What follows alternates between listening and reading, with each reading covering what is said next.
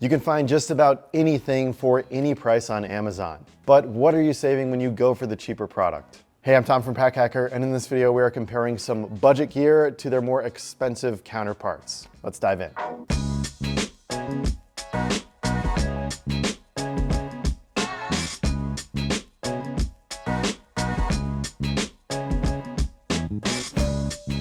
First up, we're taking a look at wall chargers. We like to choose based on how many devices they can charge and at what rate. Both chargers we've tested have 3 ports, 2 USB-C and 1 USB-A. They each offer fast charging too, though the delivery speed depends on how many devices you have plugged in at once. If extra accessories are your thing, the Deegotech comes with a nylon braided USB-C cable in case you didn't have one, while the Anker does not. However, the Anker has a silicone stabilizer with suction cups that can help secure it to a loose wall outlet. Since we're more selective about what cables we use, especially on the road, we find Anker's stabilizer more useful than an extra cable. And believe me, we have collected so many cables over the years here at Pack Hacker HQ. The Anker 735's prongs are easy to pop out because they protrude slightly from the charger, while they're slightly more recessed on the Deegotech and can be hard to grab. The compact Anker also feels more solid than the Deegotech, which is a shiny plastic material at the end, unlike Anker's sleek metal-like finish. And it's slightly less secure in an outlet than Anker,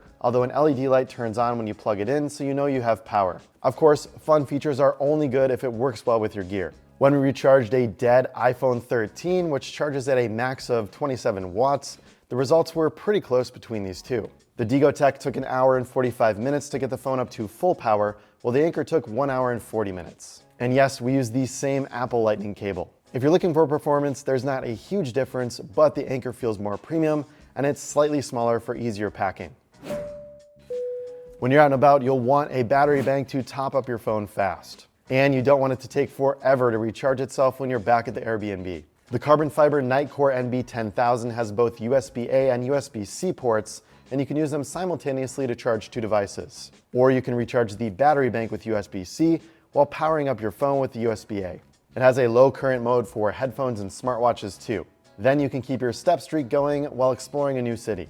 And at 5.3 ounces and just under a ½ inch thick, it's one of the lightest and thinnest 10,000 milliamp hour battery banks we've tested to date. On the other hand, the Miady has 1 USB-C and 2 USB-A outputs, and it recharges via either USB-C or micro USB. It comes in a 2-pack and is chunkier than the NITECORE at just over ½ inch thick and 7.68 ounces. That might not feel like a lot until you're trying to squeeze it into your pants pocket and feel it sagging down. However, like the NITECORE, the Miady can charge multiple devices at once, and the battery spreads the 5-volt charge among your gear. We charged 1 device with each battery bank. Again, an iPhone 13 Pro with an Apple Lightning cable. The Miady power bank took 2 hours and 25 minutes to go from 0 to 100%, while the NITECORE took only 1 hour and 35 minutes. That's a staggering difference if you want to charge your phone up quick. Both banks completely recharged an iPhone 13 Pro 2 times. However, on a 3rd attempt, the NITECORE got it up an extra 10%, while the Miady was dead. When refilling the battery bank using the same USB-C cable, the Miady took 4 hours and 7 minutes to get back up to 100%, while the NITECORE reached that level in 3 hours and 33 minutes. When time is money, you get a little bit more with the NITECORE, plus some extra space in your sling or pocket. Sometimes travel drains your battery too, so occasionally I need a boost to help me feel my best on the road. That's why I make AG1 this video's sponsor, part of my daily routine, both at home and on the road. It's a foundational nutritional supplement with 75 vitamins and minerals sourced from whole foods to boost your immune system, gut health, recovery, and energy. It gives me the pick-me-up I need after lunch without making me jittery, and supports my digestion too. I also find it a lot easier to get to sleep at night versus drinking coffee late into the afternoon. It's just much better. That's some good stuff. I enjoy the fruity and smooth taste, and it's very easy to make in a blender bottle or shaker. The travel packs help me maintain my daily routine while traveling since they fit in nearly any bag or sling. AG1 is giving the Pack Hacker community a free 1-year supply of vitamin D and 5 free travel packs with your first purchase, so you can stock up before your next trip.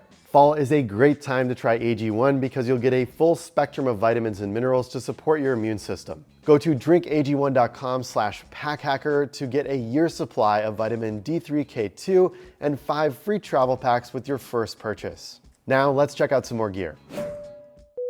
Frankly, the biggest difference between these two slings is the price. Well, that and the branding. However, there are some subtle differences if you look a little bit closer.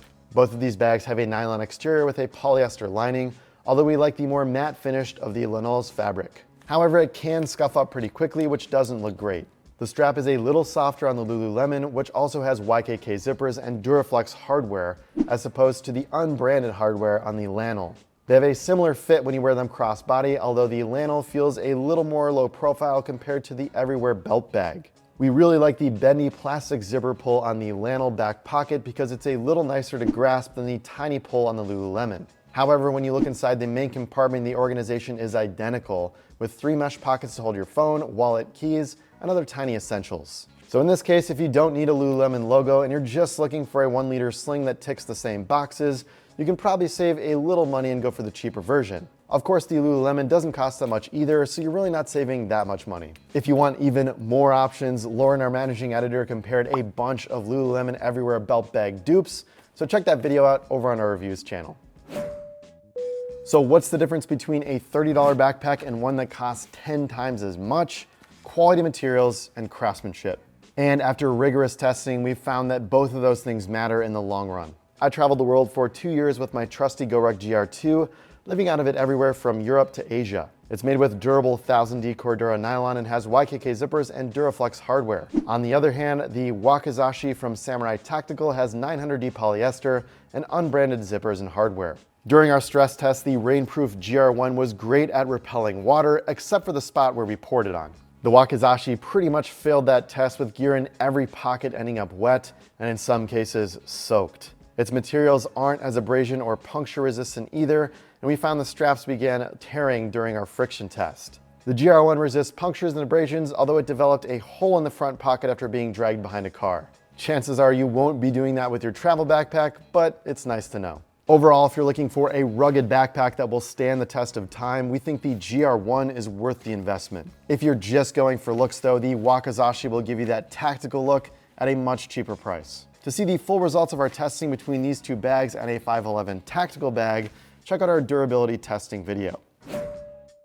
Much of what makes a great water bottle is subjective. How the spout feels and what you drink may be different between you and me. These two bottles have the same rating on our site, and we like them both for different reasons. They have a similar aesthetic and are both made with stainless steel. Neither are dishwasher safe, though they're easy to clean, and they each have small handles that flip out of the way when you don't need to carry them. Despite its similarities, the Purist collective mover is nearly double the price at the time of shooting this video. That's because one key difference sets these two bottles apart. The Purist is lined with a microscopic layer of glass, which reduces flavor transfer from drink to bottle and gives you all the benefits of stainless steel insulation without giving your drink a metal flavor if it's left inside for too long. Meanwhile, there is nothing between the metal and your drink on the EcoVessel, so taste can transfer over time. When we filled each of them up with 40-degree water and placed them in a room temperature cabinet, the less expensive EcoVessel kept it slightly colder. After 12 hours, the EcoVessel went up 8 degrees and the Purist Collective went up 12. We repeated this test in full sun, and the EcoVessel went up 10 degrees while the Purist Collective went up 15.